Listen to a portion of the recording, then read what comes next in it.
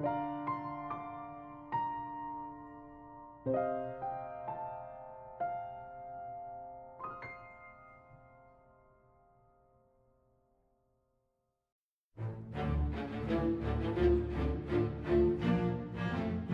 el 16 de noviembre de 1885 cuando nace José Kentenich en Gibnich, un pueblito cerca de la ciudad de Colonia, Alemania.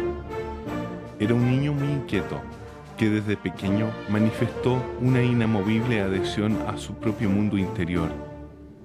Esto se mostraba en una gran conciencia de su propia libertad y en un gran amor por la verdad. Su condición de alta vulnerabilidad obligó a su madre, Katarina Kentenich, a dejarlo en un orfanato para que pudiera recibir la asistencia en lo básico para vivir.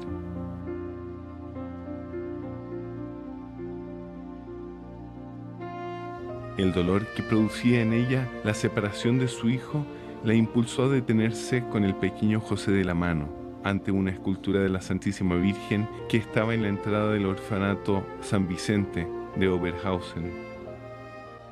Katarina se saca del cuello el único recuerdo de su infancia, su medalla de primera comunión, y se la coloca en el cuello a la Virgen pidiéndole con sencillo fervor: «Educa tú a mi hijo, sé para él una verdadera madre, cumple tú en mi lugar los deberes de madre».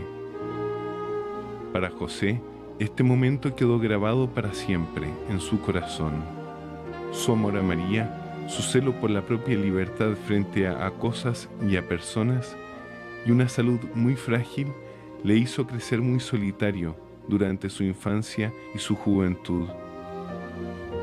Terminados los estudios escolares en el Seminario Menor de los Palotinos, entra al Seminario Mayor para comenzar los estudios al sacerdocio. Carecía de la capacidad de contacto personal con los demás. Contaba con una inteligencia tan aguda que le hacía buscar con rigor, tras todo, la verdad más honda, y tenía una inclinación al mundo sobrenatural muy fuerte. Al correr de los años de estudio, comenzó a vivir una crisis, sobre la cual, él mismo cuenta más tarde, le llevó al borde de la locura.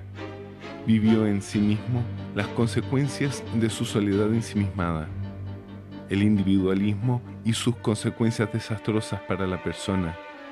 También vivió las consecuencias de su búsqueda de una verdad absoluta, lo que le llevó a un completo escepticismo, y su tendencia extrema hacia lo sobrenatural le llevó a un sobrenaturalismo totalmente alejado de la realidad natural cotidiana. Casi no le fue dado el pase para ser ordenado sacerdote, por ser considerado por sus profesores como peligroso a causa de su intelecto tan agudo.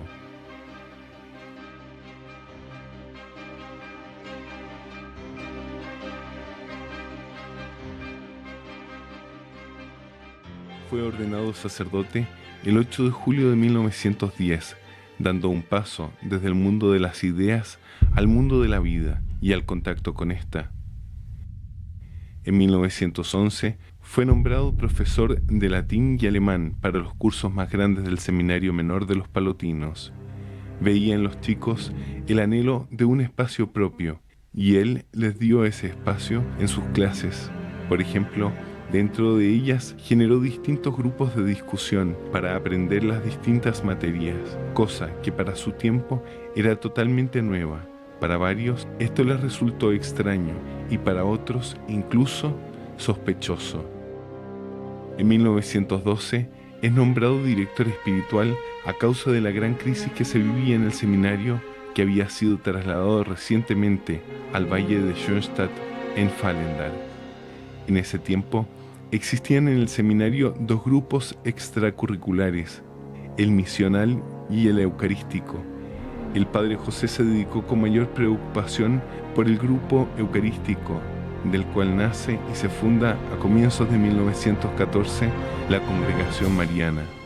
En la necesidad de un lugar para poder reunirse y que le perteneciera a la congregación, el superior del seminario puso a su disposición la pequeña capilla abandonada consagrada a San Miguel Arcángel, Los mismos congregantes la arreglaron y comenzaron a reunirse allí. En agosto de ese año estalla la Primera Guerra Mundial. Era muy probable que miembros de la congregación fueran llamados a enrolarse. Mientras los seminaristas estaban de vacaciones, el padre lee un artículo de una revista que relata sobre un abogado italiano que había convertido una capilla en un lugar de peregrinación. Se convirtió en un santuario de la Virgen, sin una aparición de ella en ese lugar. Era el santuario de Pompeya.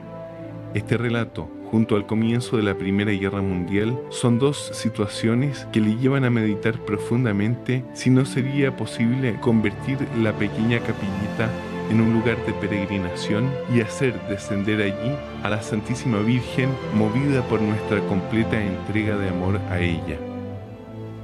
El 18 de octubre de 1914, en el primer encuentro con los congregantes, el padre José los invita a hacer real esta idea, hacer de la capillita un lugar de peregrinación, donde María se manifieste con todas las gracias de las que es medianera.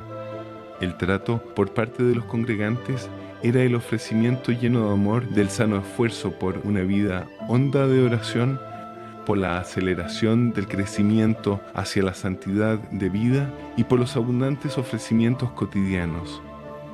De su parte, ella se encargaría de la realización de todos sus anhelos. En mayo de 1915, le he regalado al padre Kentenich y a la congregación el cuadro que conocemos de la Madre tres veces admirable del Valle de Schoenstatt. La congregación mariana siguió creciendo en el seminario durante esos años. Efectivamente, fueron siendo llamados a la guerra. De ellos, algunos cayeron en el frente de batalla. Otros, como es el caso de José Englin, fueron asignados a trabajos de servicio en el regimiento. Cuando les daban de franco para tomar vacaciones, José Englin partía al valle de Schoenstatt, pasaba a la pequeña capillita, iba a conversar con su director espiritual, el padre Kentenich, y se iba a su casa. Al momento de partir al frente de nuevo, entonces se iba a Schoenstatt, conversaba con el padre José, luego pasaba a la capillita y se iba. Para elevar el espíritu de los chicos en la guerra, el padre Kentenich desarrolló la revista MTA, que era distribuida en todo el frente de batalla. Englin tuvo un desarrollo interior extraordinario, incluso en la situación de guerra y sirviendo a los demás dentro de ella. El 4 de octubre de 1918, la misma noche en que se firma el Tratado de Paz y cese de la guerra, le llega al padre Kentenich la noticia del fallecimiento de José Englin. Eso fue para él la confirmación de que la Santísima Virgen había tomado en serio su obra desde la pequeña capillita en Schoenstatt. En los años posteriores, crece y se desarrolla esta vida que nace desde la pequeña capillita. Se acercan personas que, no siendo miembros de la congregación mariana, quieren ser parte de lo que está surgiendo en torno a la capillita de gracias. En 1919 se funda la Federación Apostólica de Schoenstatt, que va a ser más tarde lo que hoy conocemos como el Movimiento Apostólico de Schoenstatt. En 1921 se acercan algunas profesoras que desean consagrarse a Schoenstatt. Aquel grupo de mujeres son acompañadas por el padre Kentenich y en 1926 fundan el Instituto de las Hermanas de María de Schoenstatt. A partir de 1933, con gran conciencia de misión, el padre fundador comienza a enviarlas en pequeños grupos a todo el mundo. El ambiente en Alemania, después de la Primera Guerra Mundial, quedó muy decaído, pero se comenzó a gestar un movimiento que pretendía la renovación del mundo a partir del pueblo alemán, el nacionalsocialismo. En 1933 asume Hitler como canciller del Tercer Reich, figura emblemática para el espíritu del pueblo alemán tan deteriorado por la derrota en los años anteriores. Pero en todo el discurso de Hitler, que era prometedor y novedoso, el padre Kentenich veía con claridad que era otra forma del colectivismo que masifica, despersonaliza y deshumaniza, terminando con la destrucción interior de la persona. Ya desde 1929, el padre José había comenzado con jornadas y retiros en Schoenstatt, en los que iluminaba algún tema contingente desde la persona de la Santísima Virgen. Comienza en la década de los 30 con jornadas y retiros destinados a fortalecer una contracorriente al nacionalsocialismo. El modelo nacionalsocialista desvirtuaba de tal modo las realidades humanas naturales como lo son la persona o la familia, que para el padre Kentenich fue una urgencia trabajar al máximo para expandir a nivel popular, así como lo estaba haciendo el nacionalsocialismo, el valor de la persona y la familia, pero traspasados de Dios. 1939. Estalla la Segunda Guerra Mundial. José Kentenich estaba convencido de que había que estar cada vez más preparados para lo que se veía venir con el nacionalsocialismo y la guerra. Sabía que, desde 1933, le venía siguiendo la policía secreta del Estado, la Gestapo. Sin embargo, no dejó de lado ninguna oportunidad para desenmascarar abiertamente la mentira del nacionalsocialismo. Por lo tanto, si había que perseguir a alguien para el nacionalsocialismo, Kentenich estaba dentro de los primeros sacerdotes a perseguir, y además estaba asignado como peligroso para el régimen. En septiembre de 1941, finalizando un retiro, llegan 2 policías de la Gestapo a detenerlo para llevárselo.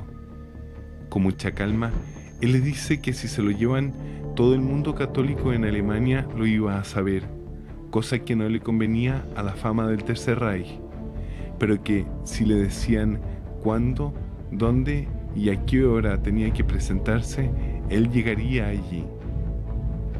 Como para tener una idea de lo conocido que era, llegó a tener en sus tandas de retiro 2.400 sacerdotes en un año.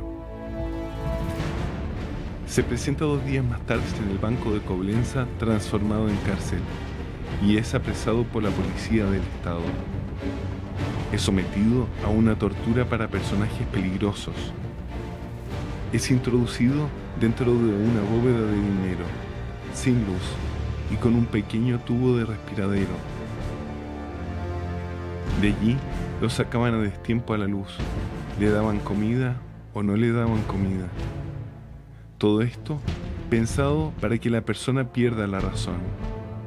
El padre Kentenich era bajo y eso le permitía estar de pie dentro de la bóveda. Tenía una alta tolerancia a la baja capacidad de respiración a causa de su enfermedad de los pulmones en su adolescencia. Eso le permitió respirar con poco esfuerzo en la situación de falta de oxígeno. Sin embargo, esto no le significó menos sacrificios.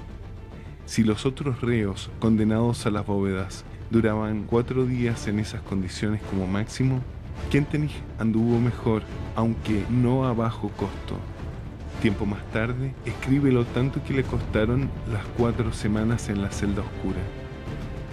Cuando terminó el tiempo de ese castigo, subió íntegro de cuerpo y alma del sótano. Agradecía, pues hacía mucho tiempo que no tenía un retiro tan largo para él mismo. Lo llevaron a un convento de carmelitas vecino al banco y convertido en cárcel. Allí estuvo 4 meses, hasta que le llegó la orden de partir a un campo de concentración.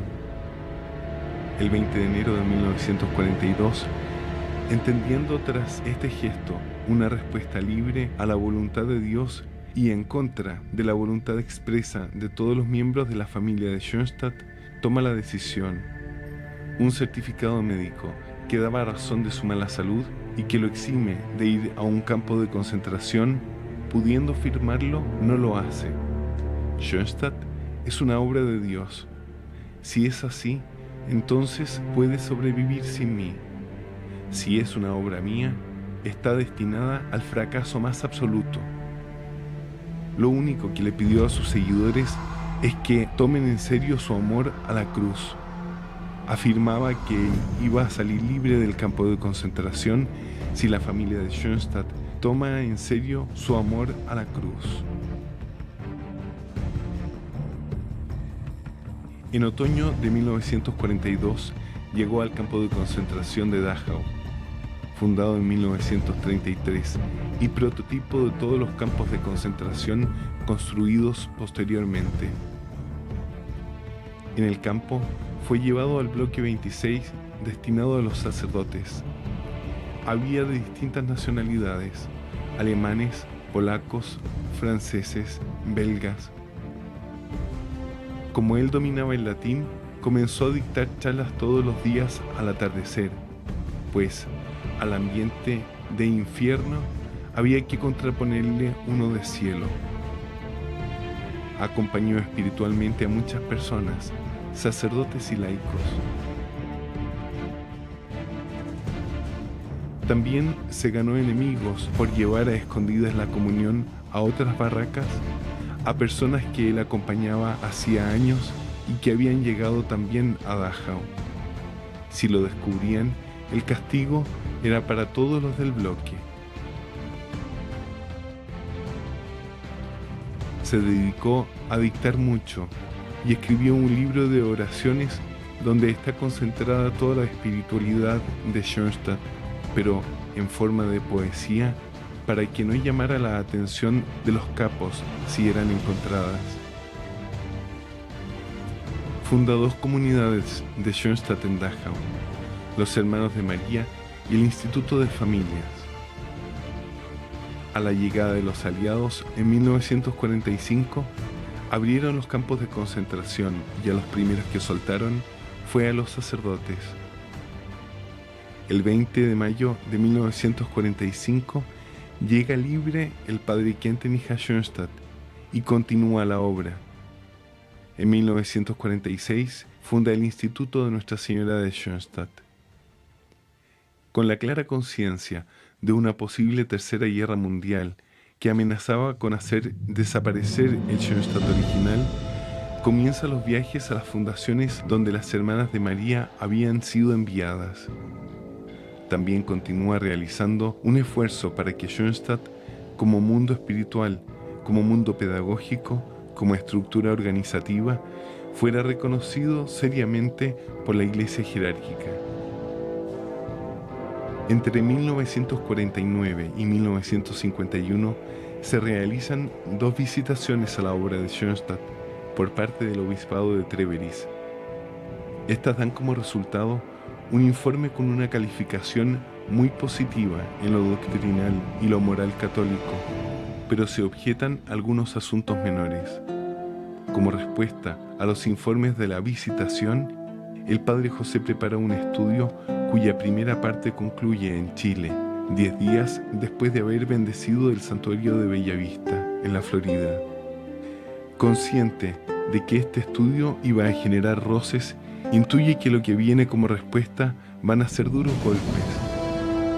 Pero estaba convencido que, si uno tiene una misión, tiene que cumplirla, aunque un salto mortal siga a otro.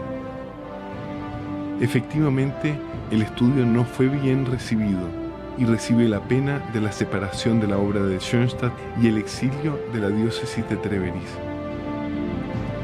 A fines de 1951, parte de Schoenstatt a Roma, pasa por Sudamérica, bendice el primer santuario en Argentina, pasa por Chile y continúa rumbo a Milwaukee, Estados Unidos, donde se integra a una casa con otros padres palotinos. Allí comienza la atención de una parroquia alemana. A los pocos años bendice el primer santuario de Estados Unidos y poco a poco comienza una intensa vida apostólica. Da charlas a matrimonios los lunes por la tarde. Forma a los seminaristas palotinos que van a ser la futura comunidad de los padres de Schoenstatt. Tuvo contacto y visitas de gente de distintas partes del mundo. Escribe estudios psicológicos, filosóficos, pedagógicos. En Milwaukee nunca se supo que el sacerdote alemán de barba blanca estaba exiliado, ni que era el fundador de una obra internacional. Todos los que tuvieron una cercanía personal con él experimentaron a un verdadero padre.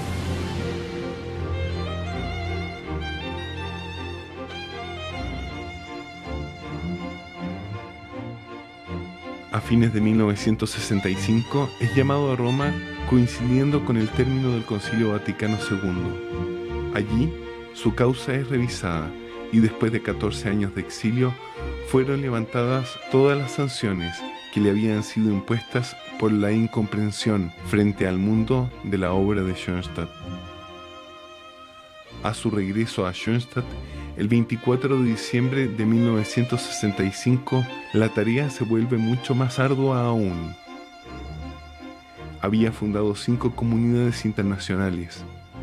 Recibe visita de obispos, sacerdotes, miembros de otras comunidades católicas, matrimonios, laicos, gente del mundo político, académico y laboral, todos de distintas partes del mundo.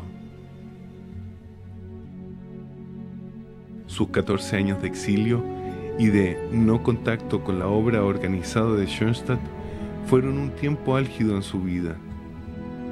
Pero su convicción era que Schoenstatt es para servir a la Iglesia. Por eso estaba dispuesto a sufrir lo que fuese.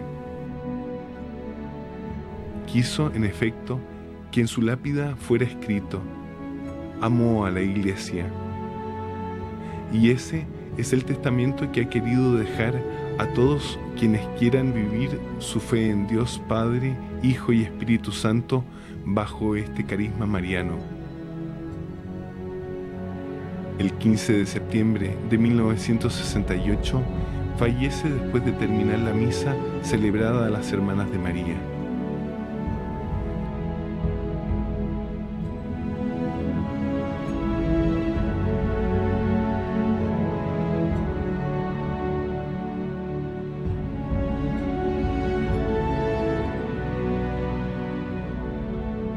Sus restos fueron enterrados en el mismo lugar donde falleció.